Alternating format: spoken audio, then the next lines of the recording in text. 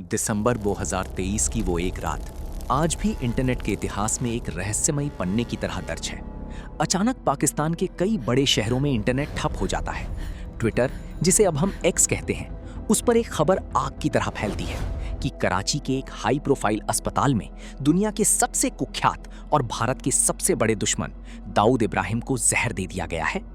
ये खबर सुनते ही मुंबई के पुलिस हेडक्वार्टर से लेकर दिल्ली के खुफिया गलियारों तक फोन घनघनाने लगते हैं। क्या सच में वो भूत मिट चुका है जिसे पिछले 30 सालों से पूरी दुनिया ढूंढ रही है? क्या वो चेहरा जिसे आखिरी बार 90 के दशक में किसी क्रिकेट स्टेडियम की बालकनी में देखा गया था, अब हमेशा के लिए मिट्टी में मिल चुका है? लेकिन जैसे जैसे सुबह होती है, पाकिस्तान सरकार की चुप्पी और वहां की मीडिया की पाबंदियां इस रहस्य को और गहरा कर देती हैं। दाऊद इब्राहिम, एक ऐसा नाम जो आज भी करोड़ों लोगों के लिए सिर्फ एक दहशत नहीं बल्कि एक अनसुलझी पहेली है। एक ऐसा इंसान जो जिंदा है या नहीं, ये भी एक सरकारी राज बन चुका है। आज की ये दास्तान उस लड़के की है जिसने एक पुलिस हवलदार के घर जन्म लिया, लेकिन जिसकी किस्मत ने उसे गुनाहों का बेताज बादशाह बना दिया। दाऊद इब्राहिम का सफर मुंबई की उन तंग और अंधेरी गलियों से शुरू होता है जहां रोशनी पहुंचने से पहले अपराध की गूंज पहुंच जाती थी। डोंगरी का इलाका, साल 1955। पुलिस हवलदार इब्राहिम कास्कर के घर में एक बच्चे का जन्म होता है जिसका नाम रखा जाता है दाऊद। पिता चाहते थे कि बेटा पढ़ लिख कर नाम कमाए, लेकिन दाऊद की आंखों में कुछ और ही पल रहा था। 70 के दशक की मुंबई आज की तरह चकाचौंध वाली नहीं थी। तब समुद्र के रास्ते सोना, चांदी और घड़ियों की तस्करी का धंधा जोरों पर था। उस दौर में मुंबई पर पठान गैंग और करीम लाला जैसे पुराने माफियाओं का दबदबा था।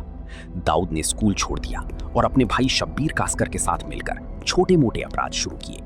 उसने यंग पार्टी नाम का एक गिरोह बनाया। दाऊद के पिता उसे अक्सर थाने ले जाकर पीटते थे ताकि वो सुधर जाए, लेकिन हर चोट दाऊद के इरादों को और सख्त कर रही थी। उसे समझ आ गया था कि अगर मुंबई पर राज करना है तो पुराने शेरों को उनकी मांद में घुसकर मारना होगा। वो 80 का दशक था जब मुंबई की सड़कों पर पहली बार सरेआम खून बहना शुरू हुआ।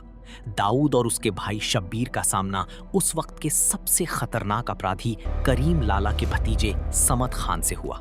ये सिर्फ दो गैंग की लड़ाई नहीं थी, बल्कि ये वर्चस्व की जंग थी। इसी दौरान दाऊद के बड़े भाई शब्बीर की हत्या कर दी गई। कहा जाता है कि शब्बीर की मौत ने दाऊद के अंदर के उस इंसान को हमेशा के लिए मार दिया जो कभी कानून से डरता था। उसने कसम खाई कि वो इस खून का बदला मुंबई को खून से नहला कर लेगा। एक एक करके पठान गैंग के गुर्गों को खत्म किया गया। दाऊद की चालाकी और उसके काम करने के स्टाइल ने उसे जल्द ही अंडरवर्ल्ड का नया डॉन बना दिया। लेकिन दाऊद का विजन सिर्फ तस्करी तक सीमित नहीं था। उसने अपराध को एक बिजनेस मॉडल में बदल दिया। उसने टी कंपनी की नींव रखी जो आगे चलकर एक ग्लोबल सिंडिकेट बनने वाली थी। 1986 में जब भारतीय जांच एजेंसियां दाऊद के बेहद करीब पहुंच गई थीं, तो वो चुपके से मुंबई छोड़कर दुबई भाग गया। दुबई में बैठकर उसने जो साम्राज्य खड़ा किया, वैसा इतिहास में किसी अपराधी ने नहीं किया था। वो दौर था जब दाऊद इब्राहिम एक सेलिब्रिटी की तरह जीने लगा। शारजहां के क्रिकेट मैचों में उसे वीआईपी बॉक्स में बैठे देखा जाता था। बॉलीवुड के बड़े बड़े सितारे उसके साथ फोटो खिंचवाने में गर्व महसूस करते थे। दाऊद ने दुबई से मुंबई के बिल्डरों, फिल्मी सितारों और व्यापारियों को कंट्रोल करना शुरू किया। प्रोटेक्शन मनी यानी हफ्ता वसूली का एक ऐसा जाल बिछाया गया कि मुंबई का हर बड़ा लेन देन दाऊद की मर्जी के बिना नहीं होता था। लेकिन इसी बीच एक ऐसी घटना हुई जिसने दाऊद को डॉन से आतंकवादी की श्रेणी में खड़ा कर दिया। 12 मार्च 1993, मुंबई की वो काली दोपहर जिसे कोई नहीं भूल सकता। दोपहर के 1:30 बजे से लेकर 3:30 बजे तक सिर्फ 2 घंटों के भीतर मुंबई 12 बम धमाकों से थर्रा उठी। शेयर बाजार की इमारत से लेकर एयर इंडिया बिल्डिंग तक हर तरफ लाशों का ढेर और चीख पुकार थी। 257 बेगुनाह लोग मारे गए। जांच शुरू हुई तो तार सीधे दुबई में बैठे दाऊद इब्राहिम और उसके साथी टाइगर मेमन से जुड़े।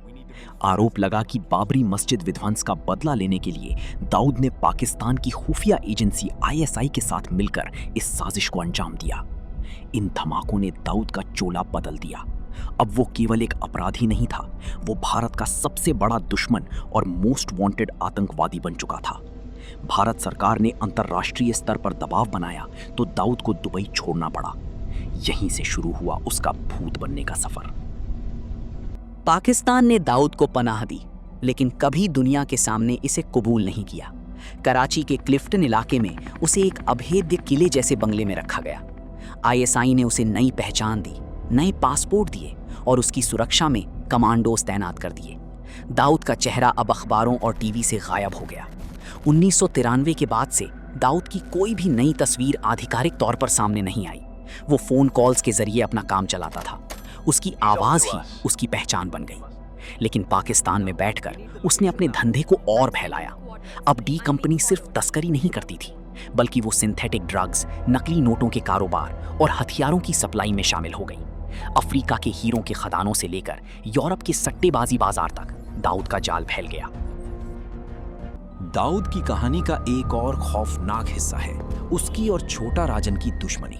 छोटा राजन कभी दाऊद का सबसे भरोसेमंद साथी था, लेकिन 93 के धमाकों के बाद दोनों के बीच दरार आ गई।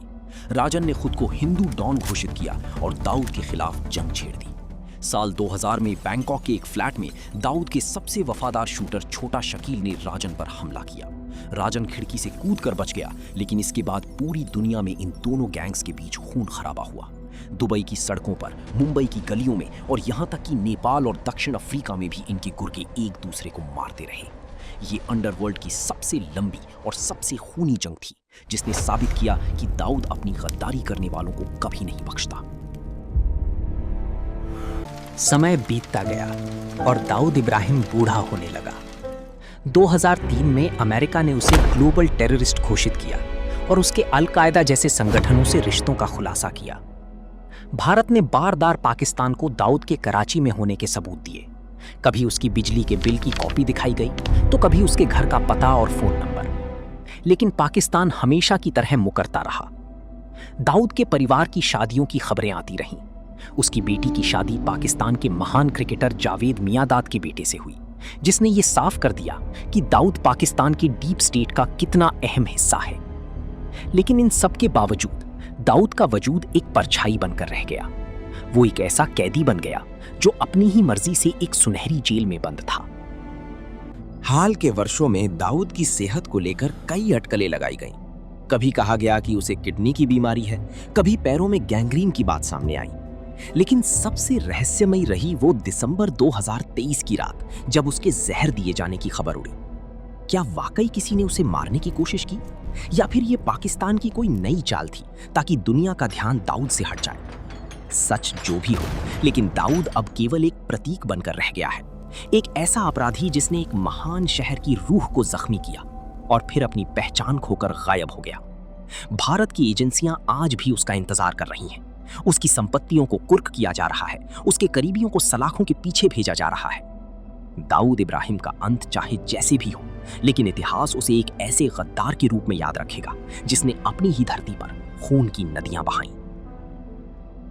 आज भी मुंबई के डोंगरी में जब अंधेरा होता है तो पुरानी पीढ़ी के लोग दाऊद के किस्से सुनाते हैं, लेकिन उन किस्सों में अब कोई बहादुरी नहीं, बल्कि एक सबक छिपा होता है। एक सबक कि अपराध की दुनिया का अंत हमेशा तन्हाई और गुमनामी में होता है। दाऊद इब्राहिम जिंदा हो या ना हो, उसकी दहशत अब फीकी पड़ चुकी है। वो एक ऐसा मोस्ट वांटेड भूत है जो अपनी मौत की पुष्टि के लिए भी तरस रहा है। 1993 के उन धमाकों में जान गंवाने वालों की आत्माएं और उनके परिवार आज भी इंसाफ का इंतजार कर रहे हैं। दाऊद का पकड़ा जाना या उसकी मौत का आधिकारिक ऐलान होना भारत के लिए सिर्फ एक जीत नहीं होगी, बल्कि उन हजारों बेगुनाहों के लिए एक सच्ची श्रद्धांजलि होगी जिनकी जिंदगी उस एक आदमी की नफरत ने तबाह कर दी थी। ये कहानी उस काले अध्याय की है जो अभी भी बंद नहीं हुआ है, लेकिन जिसका अंत करीब है। दाऊद इब्राहिम, जो कभी मुंबई का बादशाह कहलाना चाहता था, आज अपनी ही पहचान छिपाकर मौत के साए में जी रहा है, और यही शायद कुदरत का सबसे बड़ा न्याय है।